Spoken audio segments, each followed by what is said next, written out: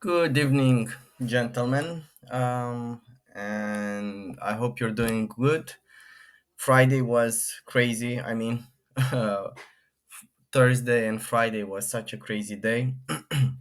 Here we had the CPI, and we saw the market crashing and then rallying up. To be honest, I had a few theories as my last update. Where it all started, it started with the Japanese yen, and then we had these crazy moves up and down for like 1% moves almost. So very, very, very volatile market. Probably no liquidity in it. So we'll see where it takes us. Right now, um, the game plan for me was I will keep buying where the green lines are. I bailed in around here, and then I actually entered here. So my trade is like this now. So I have a better risk to reward, and I used a 0.5 percent in a position. So half percent of the position, right? Um, the stop loss is dynamic, so I don't have it fixed. Once the market opens, I will see if I can remove it. Um, but I will be carefully watching the markets at the open. We'll see how the price reacts here. So far, this looks like a strong area, right? We have the Monday was here. Monday open last week. So we're still in the same area. Like it didn't do anything. Just took the liquidity from this range and then took the liquidity from here. My my opinion is that we will go higher because ECB members came out today and they said we have to hike aggressively. So let's see what they will do. As soon as the market opens, I think the British pound Andrew Bailey said, guys, we will have to hike much more aggressive than we expected. So we have this broken trend line coming all the way uh, from May. So you see the price kind of reacted very, very nice. Here, here, here it popped up. You see, like it kind of respected this broken trend line. We have another one coming like this. Um, so if I am right, break this high here. This is where we have to get above, right? As you can see, like each time he tried to get up, it failed, right? But let's see how it will take us. If it takes this high here, I think there is much more room for maybe it will try to stall here, come down, retest this, and then up again. That would be very, very interesting to see. I do believe that we will probably see 1.2 by end of the year, maybe even higher. Um, as I said, I am kind of like, mm, I don't want to say bullish or bearish, but so far these charts are telling me that even with good data, they couldn't grind lower, right? So um, if it couldn't grind lower with good data, then there is clearly something weird in the market, right? So um, yields are at some historical highs. The Japanese yen is at a very historical high. Like look at this stuff. So we're already at 4.5. There is a little bit room to wiggle, but um, I would say that's the. Let me delete this for a bit. So if it has a little bit of room, it's up to 5.1 or something. But from there, I think it will have to crash somehow. It cannot. I mean, it has to. From a technical point of view, it has to. It's like where it can go, like 9-10%. That's way too much. And look at this. In September 2018, we had kind of the same similar stuff, right? Once our RSI started to build up a lot, we start to come down in November, right? So maybe we will get some reaction in November. To be honest, it needs to cool off. Let's take a look at the Japanese yen. We I'm in very small positions that I'm keep building. The game plan was like we will if we sweep this high, we will enter the trade, right? So for now, this is still the game plan. I want to see this trend line broken. Once this is broken, then I have some clear indication that it might break down, right? So um, with this, it's very hard. I mean, it took the 1998 high here, um, but if there is literally if they don't intervene, maybe this will be a target where you can short. But if not, then yeah, it will go 150 for sure. 150. So yeah, in around this area, there is like some strong. I mean, yeah, 150, 160. But these are, I mean, looking at the speed it goes, I think that can be achieved within weeks. But it's very hard to be long on this right now. It's you have to be a bit crazy to long this here at these levels. Maybe for quick scalps or something, but definitely not something that you want to long. If this is where Bank of Japan intervened, right? So it just dropped like 4% almost in just a few hours, right? So and then it slowly grind up. But I think the dollar is exhausted. But take this with a pinch of salt, right? Right, it didn't manage to close the weekly above this, so this is good. But it didn't break the 200 hourly moving average either. So for now, it's just stalling. I don't know if it's gonna break out. Then it's gonna take this high for sure. And if it takes this high, definitely this is the next target 118. Um, I would say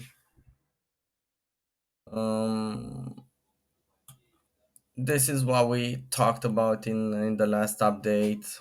Um, did the Ministry of Finance intervened? Maybe um, the Bank of England definitely helping the markets.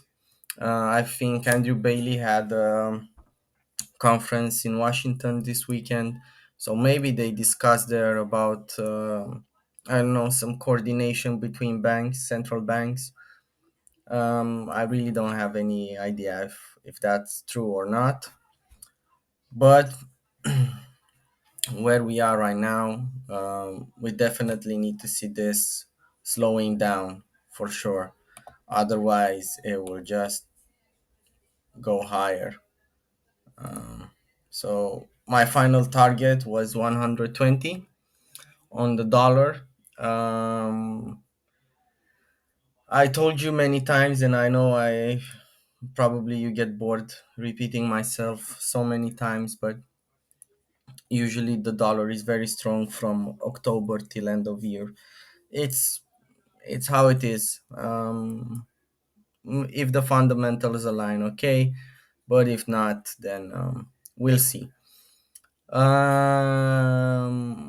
The Canadian dollar, I said this looks like it's about to pop. It grab liquidity here, down. Um, Not much to say about this. It looks like it wants to take the highs here or something. So that's, but also Bank of Canada will intervene for sure with hiking more aggressively if they need to. Let's look at other markets, stocks really quick. Yeah, we had this flush that we talked about. Um, I come down really fast and then up. Now we enter again this area. If it comes down here and takes this low here, probably it will hover below the midpoint and then go up again. If not, I think the turning point should be in around here. Um, I know, I mean, the situation is not very favorable to be honest, but we have some strong confluence point here, especially on the weekly. So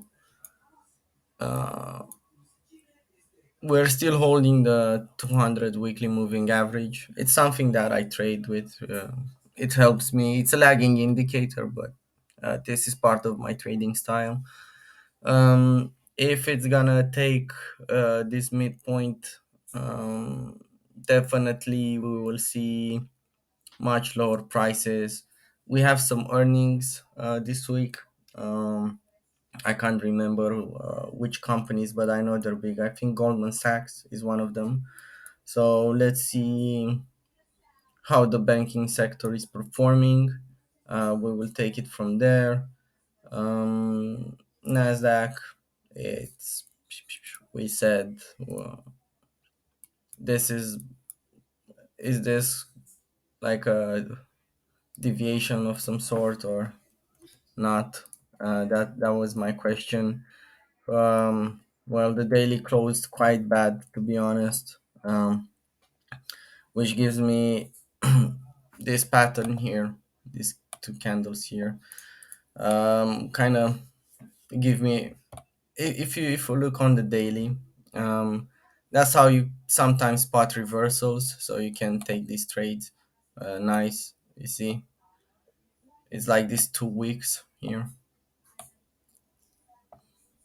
It's a it's a common pattern that I kind of see in the markets when they switch, when they flip.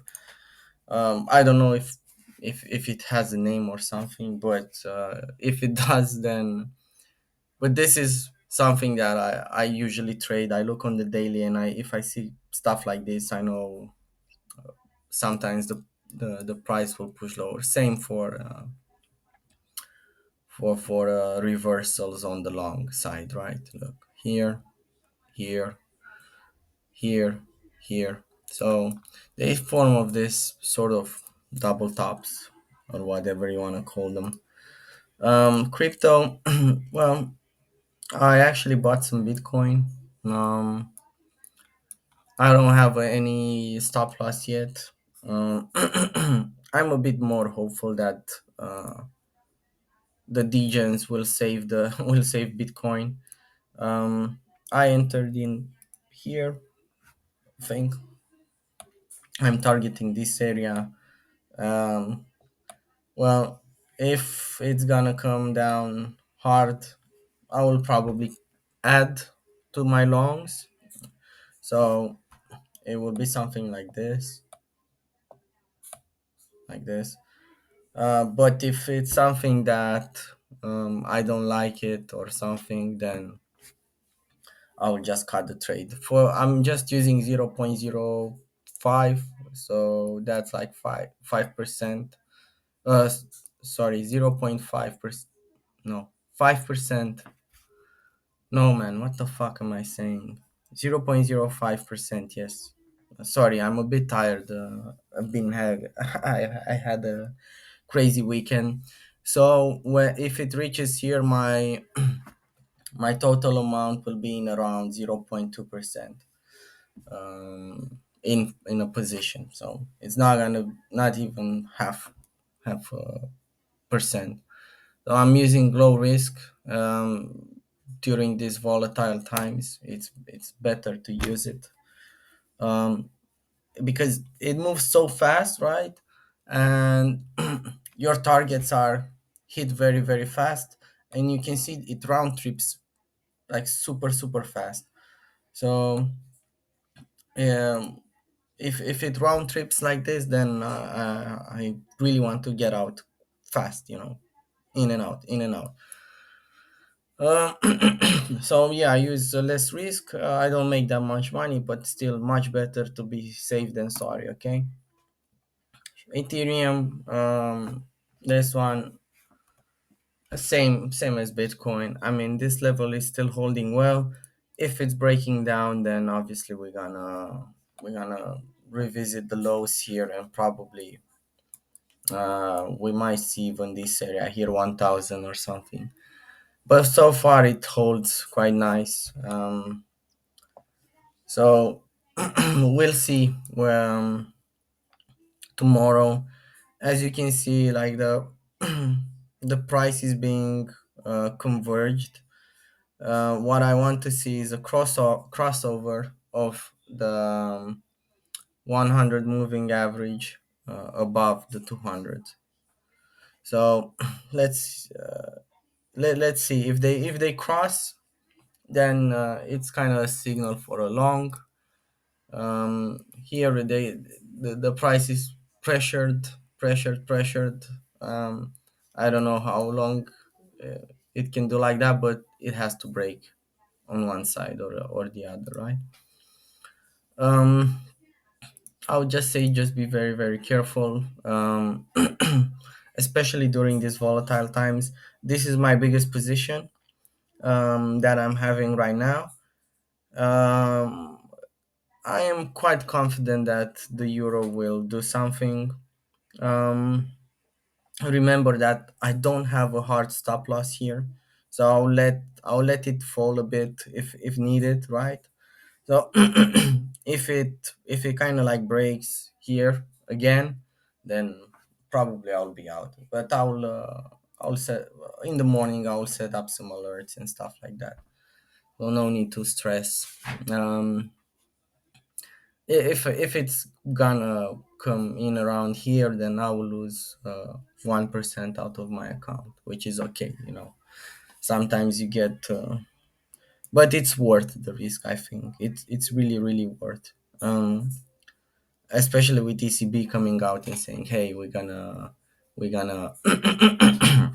hike very very aggressive." So I think the Fed will, well, they will hike and then they will probably stop. Like they will go with 50 basis points while the ECB is playing catch up. So I mean, even after the CPA data, right? Uh, we couldn't see new lows. If we're gonna see new lows, definitely 9.3 is on the table. This one is free falling, so I don't want to, really don't want to do anything. As I said, if it's gonna be a long opportunity, it's gonna be at the bottom. So for now, I don't touch the Australian dollar. If we'll see. It doesn't look good, to be honest. It's looking very very bad. That's it. I hope you stay safe, and if you need anything, just write me in the group, and I will try to answer your questions as best as I can. Cheers.